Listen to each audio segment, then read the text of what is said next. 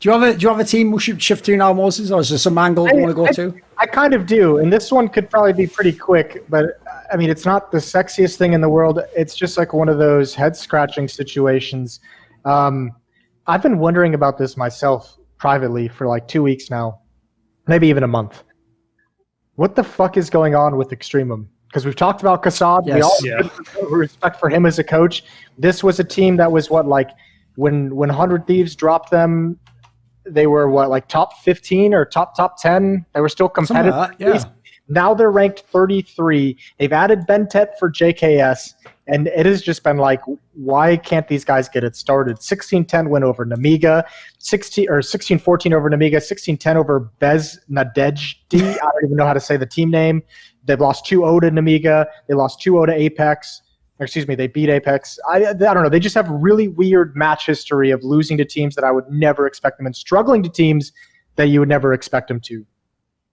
I mean, what do they even play? They're only playing in the online tournaments at the moment, aren't they? In terms of all the online, just cups and stuff. Yeah, and I guess that could be the answer. Like everything is just more difficult in Europe online because you do have all the random like tier 2 CIS teams competing in all these qualifiers and tier 2 teams, and it's just craziness. But like this team went from like a top 10 contender, top 15 team to just absolutely not even really being competitive in the tier 1 scene anymore. Like they've dropped off the face of the earth. Well, I guess in one aspect, I don't know what that in terms of like invites to tournaments they're getting. They just haven't played really at all, have they? They played some of these online cups and stuff, but when you're a team like them, I'm not sure how you could even get motivated some of those players for some of these online games when that would be the thing where I'd say I agree with you, but if you're this team, you'd better figure it out because you're not getting invited to events anytime soon. You're going to be playing through all these online qualifiers, you know?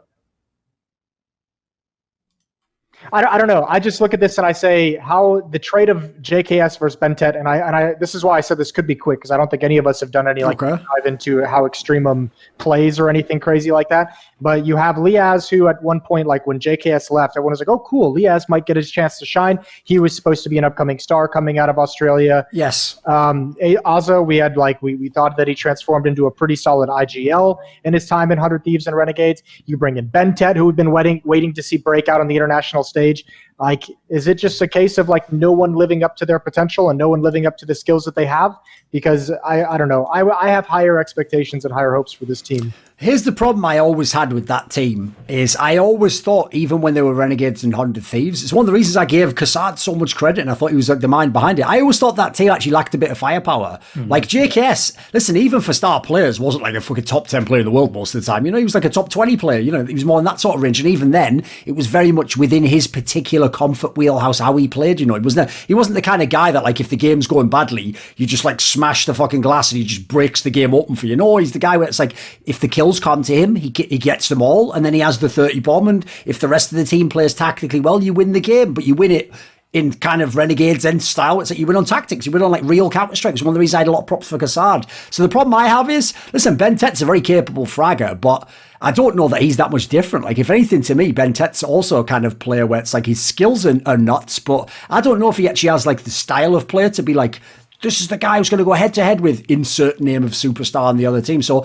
I think that's an area I have an issue with, is you've already sort of taken those guys out of the mix. They've done fuck all for a while. Then you're coming back with a new team. You've changed out the star player, basically, and you're trying to rediscover what you had before. But even that was like a year ago at this point in time. Well, maybe not a year. Let's say like 9 months. There we go. Maybe 9-10 months at this point. So, like, I actually kind of am a bit puzzled by the project. Like, I know we weren't going to do this, but I'll sort of loop it back in a little bit. That's why, to me, I actually found the whole Kassad leaving Cloud9 move very shocking, because I know a lot of fans thought, so they like, fans just believe basically what they read in the comments. So they were initially, it's just because he and Alex are like, why are you just repeating what they told you? How the fuck do you know that? What you should say is they said it's because him and Alex clashed on topics and you know, this was just the right way to go. The problem is, right, if you wanted to be cynical, I think it was something like a few days later, it was like, Kassad to rejoin former 100 Thieves players in new team. That made some people in the industry, by the way, think maybe there was like minor issues and Kassad was just like, you know what, fuck this, I'll just go back to my old boys. Maybe I didn't want to do this new project after all. It's not the way I want to go. Maybe I want, you know, what's comfortable for me.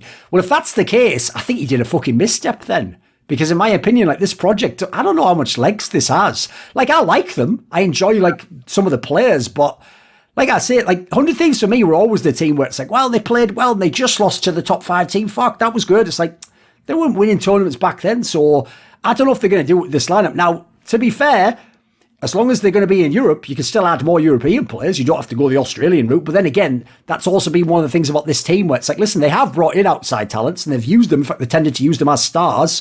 But they do seem to want to keep like some of the Australian core. And the other issue is, and also sound mad because only I care about this, but I think they actually are two good friends. Like they like each other too much, or they don't get annoyed with each other at least. So as a result, like that's always been one area I kind of hate because I want it to be a bit more like sports where you're a bit ruthless. You know, it's like even if you're my mate, like listen, if you're dragging me down, I'm going to cut you. You know, I feel like they're the team that just like they did with the last lineup, they just keep it running forever. Like basically you have to pull the plug on them. They're not going to do it.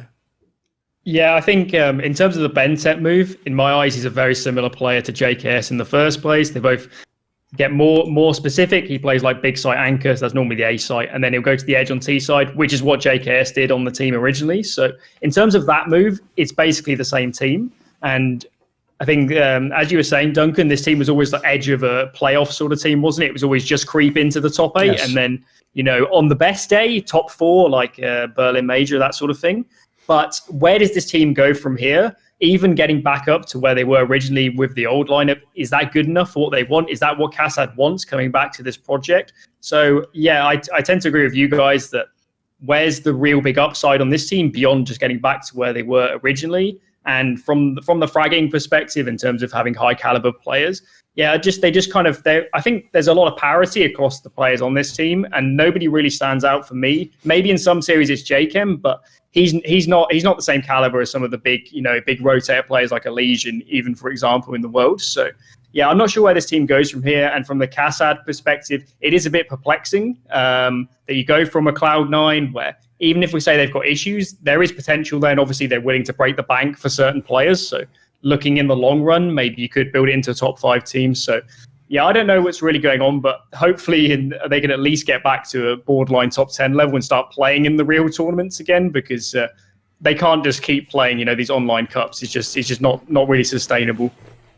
By the way, what's mad about Bentet's career is depending on which point in his career you pick, he's either had one of the most blessed, like lucky careers ever, or one of the most cursed. Because on the one hand, right, this guy comes from Indonesia. Like, you would have never heard of this player if he just stayed in Indonesia or just stayed within his small region.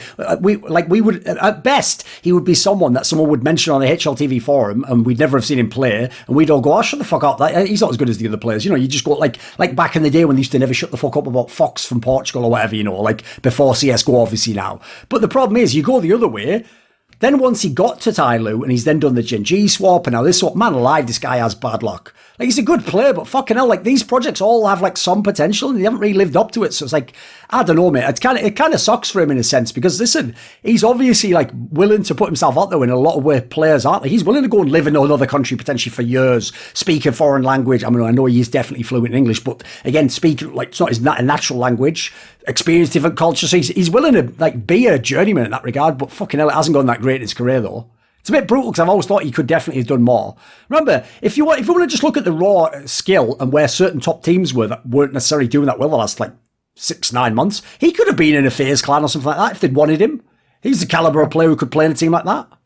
Or a Mouse, for example. He's the sort of player maybe you'd look for if you haven't got any great options. But yeah, with Bentet, I feel like for him, I don't think this is probably the best system he's ever played in, to be honest. I never rated the Gen G system that much. I never thought Jdubs was, beyond just defaulting and calling a standard game, was ever going to teach someone like Bentet a lot of kind of the intricacies of the top level game. So for him individually, maybe playing under someone like Kassad, he can grow himself a lot as a player, even if the team doesn't go that far. But yeah, I don't know, Bentet, I mean, he's certainly done a lot better than anyone else in his region, let's put it that way, in terms of getting onto an international stage. But hopefully one of these projects really comes together, because he does look like he has all the pieces from an individual perspective, even if he hasn't got, as well-rounded as a game as some of the other top players. I think his problem was when you're the best player in Asia, you get that attention and you get like the conversation is what if, and look at the potential and look how good he is with all these other, Asian players. And he's obviously, leaps and bounds better than the players that surround him. And then when your first opportunity to join an international team and compete with the best American and European teams is to go to a project like Gen G that's not fully established as competitive already, and then they struggle and they don't do well. Like all that kind of hype and interest and all the conversation around your potential then dies. And I think that kind of is his biggest problem moving forward, is everyone got to see him compete in the North American region with Gen G and didn't really blow anyone out of the water. So here we are. And who's going to want, the best Asian player that failed to produce in North America? You don't get a whole lot of props anymore. You don't get a whole lot of conversations around potential. Then it's just, nope, nothing impressive has happened there. So forget about it. He did say he had some interesting offers from Europe, but I mean, that could have just been all hype. That was back in January, I believe. But yeah, I don't know. That Extremum team is just disappointing to me right now. Thing is, though, like I know, as you say, like, yeah, obviously that could just be like that could have even been something you say during a negotiation. But the reason I could believe it, though, Moses, is a factor I'm pretty sure people won't think about is because he was on Tai Lu, and Tai Lu was the regional rival of fucking Renegades / 100 Thieves. I could even see there's a world where he just actually chose, like, I sort of know these guys. I've seen them play as a team, like, yeah, we'll just take this team and I'll slot into that. Like, I couldn't even believe that would be, like, he might have chosen that over what on paper was a better lineup. Like, maybe there's a world where he did. Because to be fair, after his experience with Gen G, I wouldn't blame him if he doesn't want to just move to Europe and just be like, right, I'm on a brand new team where I've never played with any of these guys. I don't know the system. I don't even know if they know me or respect my game, but I'm just on the team somehow. Like, that's a fucking tough scenario to walk into. Again, this is where Counter-Strike isn't sports. In fact, the part, and I think also is quite weird that people don't seem to acknowledge about how different it is from sports is, right? Because it's the franchise is really the one deciding everything in sports. Yeah, for a few years, you have the same core of players, but as everyone knows, even if Tom Brady doesn't even stay with the Patriots, nobody stays with the one team if they keep playing long enough. Like, eventually, everyone gets moved on from, and everyone is replaceable. What's weird about Counter-Strike is, it's the cores that are more like that, if anything. Unless a team really, picks you apart player by player by player until there's nothing left, the cores tend to be the ones that stay together. Like, they'll leave an org and go somewhere else. So as a result, it's fucking hard if you're an outsider who's like, I've got skills and potential. It's like, yeah, but the problem is these cores, like, they're more about, like, do we know you? Would you fit our group? It's like, there's a lot. That's why another thing I saw people doing, fans, when they were trying to play GM, they were doing it again. Like, when those players, it was like Sonny, Flusher, and I think he was Automatic before he went to Valorant. They were like, oh, we want to play together. Even though they said that, fans kept going, right, well, I would put Flusher as the support on Dig, and then I would put Sonny to Cloud9, and then Automatic should probably... It's like, bro, listen, they didn't even put that on the table. Like, they made it sound like we want to play together. So in that scenario... They didn't realise this, sadly, because a lot of players, until they've been leaving their teams, haven't really realised the world that we're in right now. It's not the old world when we had LANs. Is no one's looking to pick up 3/5 of a team and then start building out the rest. Like, you want to add a player. Like, listen, all those players, in my opinion, could have gone to teams. But if they really wanted to be together, this is why the old Plano team might not work, in my opinion. It's like, people are willing to add to what they already have to make it better. That's an easy move for someone to sort of visualize. Yeah. Me just bringing on 3 players who, by the way, have yet to ever properly play together in a team, and then I have to buy 2 more players, and then I'm trusting that Flush is the... You know what I mean? Like, to me, that's too many moving parts. I don't necessarily blame some of these orgs. I blame the fucking Flashbot ones because they have worse teams. But, like, for some of the bigger orgs, I don't blame them for not, like... I wouldn't wipe the deck and bring that team in necessarily. That's a big gamble. Yeah, I mean, there's gambles everywhere you look on that team, which is like Flusha, in that core, Flusha, how long is he going to remain an impactful player? Sonny, can he get it back, because he hasn't proven that he can have it back from a couple of years ago. Automatic as well was playing as an Opera in Gen G. Is that project work? Did that transition to an Opera work? If not, does he want to go back to the M4? Can he still be a star M4 that he was before the Opping experiment? So yeah, that core, that would have been cool. That was a cool fairy tale for about 3 days, but I think very quickly we figured it out. We figured out that it wasn't possible at all.